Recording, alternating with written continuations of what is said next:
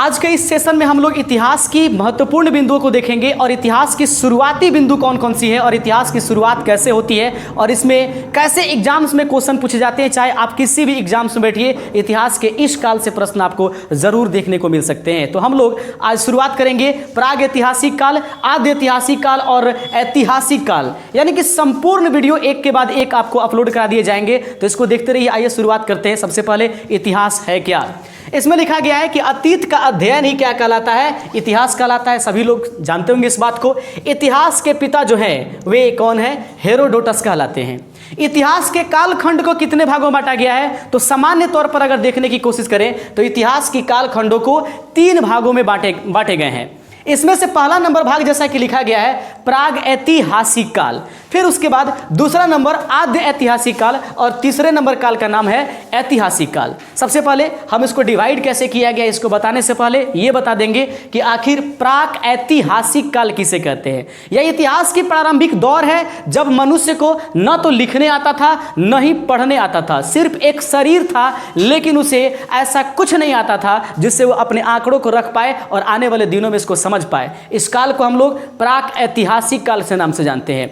दूसरी काल आती है आद्य ऐतिहासिक काल, यानी वह काल जिसमें मनुष्य लिखना तो जानता था लेकिन पढ़ना नहीं जानता था। सिर्फ चित्रित कर पाता था, सिर्फ लिख देता था, लेकिन पढ़ा इसको अभी तक नहीं गया है। इसी काल को क्या बोलेंगे, ऐतिहासिक काल कहेंगे।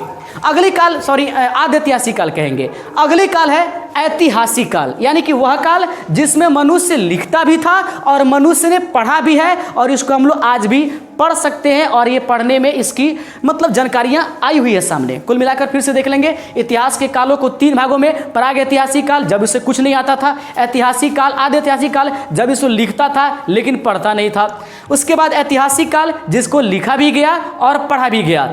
सबसे पहले प्राग ऐतिहासिक काल के खंड बांटे गए हैं। याद रखेंगे प्राग ऐतिहासिक काल मुख्य रूप से पाषाण अर्थात पत्थरों पर निर्भर करता था।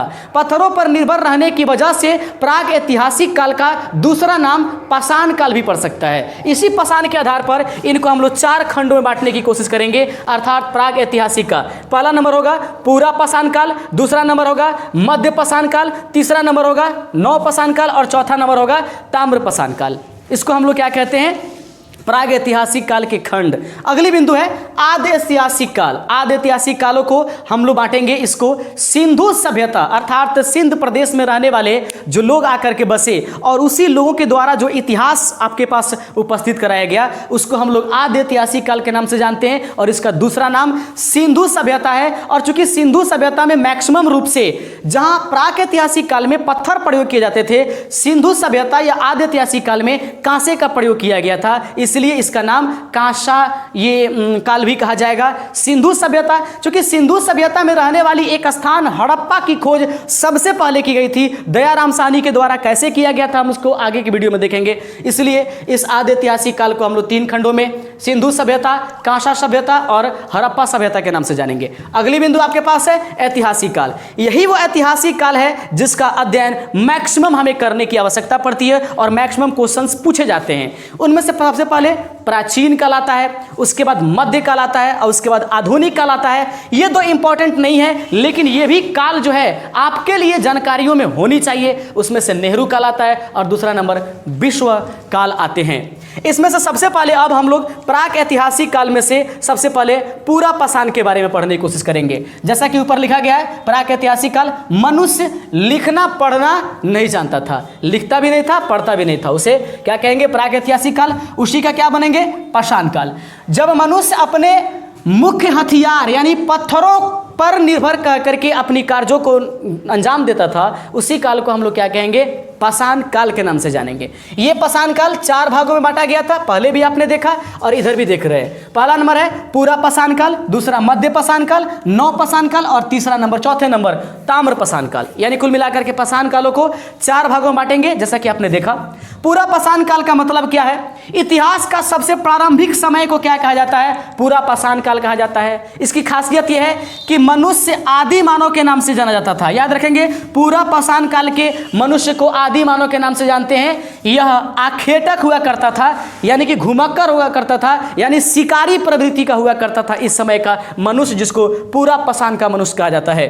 आगे देखेंगे प्रकृति मतलब इसका आखेटक या घुमक्कर प्रकृति का था। सबसे बड़ी चीज जो एग्जाम्स में पूछे जाते हैं वो ये है कि पूरा पाषाण काल में किस चीज का खोज हुआ? आग की खोज।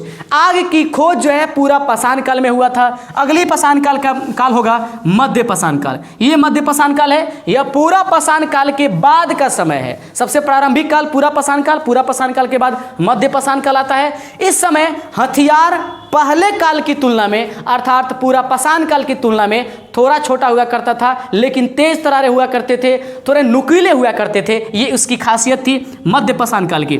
आगे देखेंगे छोटे आकार के हुआ करते थे, हथियार भी छोटे आकार के थे। इस काल में मनुष्य अंत्येष्टि संस्कार को समझ पाया था। चूंकि अभी तक मनुष्य के पास पूरा पाषाण काल में आग मतलब प्राप्त हो गया है, तो इसी आग का प्रयोग करके अंत्येष्टि संस्कार अर्थात जलाने वगैरह की जो क्रियाएं हैं मनुष्यों की लाशों को, वह मध्य पाषाण काल में सीखा है। तो मध्य पाषाण काल यहां तक रहेगा। आइए देखते हैं नौ पाषाण काल के बारे में। अगली बिंदु समझ लेते हैं। तीसरा नंबर पॉइंट आपने देखा था कि नौ पाषाण काल, तो याद रखेंगे नौ पाषाण काल का दूसरा नाम जो होता है वह उत्तर पाषाण काल इसका नाम है। और कहते हैं कि इस उत्तर पाषाण काल में जो स्वरूप बना इतिहास का वो अजब सा था, और वो बेहतर स्वरूप या मुख्य स्वरूप जो है वो प्रागैतिहासिक काल का वह नौ पाषाण काल ही है। बहुत सारे चीज़ों का खोज हुआ। आधुनिक जो समय देख रहे हैं यह नौ पाषाण काल का ही एक खंड है। इसमें देख लीजिए, पहले कहता है कि नौ पाषाण काल या उत्तर काल में, इस काल में मानव अपना अस्थायी आवास बनाया। यानी यही वो काल है जब मनुष्य ने ये सोचा या मनुष्य को ये समझ आई कि हमें एक जगह रहना चाहिए और उसके लिए हमें घर की आवश्यकता है। और उसके बाद हम लोग देखने की कोशिश करेंगे। नेक्स्ट देखिए, मानव को कृषि का ज्ञान इसी काल में हुआ। नौ पाषाण काल में ही मानव को क्या हुआ? कृषि का ज्ञान हुआ। आगे बिंदु है कि मानव ने पहिया का आविष्कार नौ पाषाण काल में किया, और जब मनुष्य को पहिया मिल गया तो इसी पहिया की सहायता से मनुष्य ने सबसे पहले मन का, जिसको घड़ा कहते हैं, घड़ा का आविष्कार किया या घड़ा को बनाया सबसे पहले। तो नौ पाषाण काल में क्या मिला? पहिया मिला, कृषि मिला, और फिर क्या? घड़ा या मिट्टी के बर्तन की बनाने की जो शुरुआत हुई वह नौ पाषाण काल से ही होकर के आती है। तो यहाँ पर आपने देखा। अब रही बात कि मनुष्य को कृषि जो ज्ञान जो हुआ नौ पाषाण काल में, ये हुआ कहाँ? तो देख लीजिएगा, मनुष्य को पहली बार कृषि का जो ज्ञान हुआ वह पाकिस्तान के सुलेमान एवं किरथर पहाड़ी के बीच में मनुष्य ने सबसे पहले क्या मतलब कृषि के लिए फसलों को उत्पादित करना, यानी कि फसलों को बोना और उस कृषि से संबंधित चीज़ों की ज्ञान प्राप्ति शुरुआत वहाँ से किया। तो पहली कृषि पाकिस्तान के सुलेमान एवं किरथर पहाड़ी के बीच में किया गया 7000 ईस्वी पूर्व में। कहीं कहीं किताबों में आप 10,000 ईस्वी पूर्व भी देख सकते हैं, क्योंकि ऐतिहासिक घटनाएं जो इतिहास में होती हैं वो कुछ पूर्ण रूप से तो फैक्ट इसको नहीं कही जा सकती है। मनुष्य सबसे पहले किस चीज़ का खेती शुरुआत किया? जौ और गेहूं का उत्पादन सबसे पहले मनुष्य ने किया। पहला पालतू जो जानवर बनाया मनुष्य ने, तो उसका नाम क्या? कुत्ता था, याद रखिएगा। और ये सब नौ पाषाण काल की घटनाएं थी।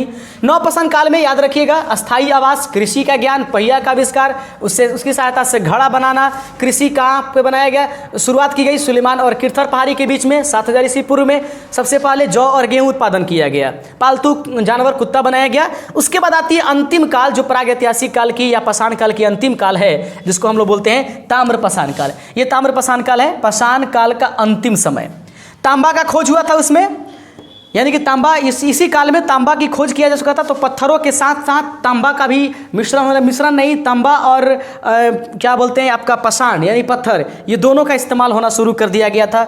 जब मनुष्य के पास तांबा आ गया तो उसने औद्योगिकरण की अपनी चेष्टा दिखाई, अर्थात वो अब नए नए चीज़ों को विकास करने की कोशिश करने लगा। इसको कहते हैं औद्योगिकरण की शुरुआत इसी काल में हुआ था, जिसको ताम्र पाषाण काल कहते हैं।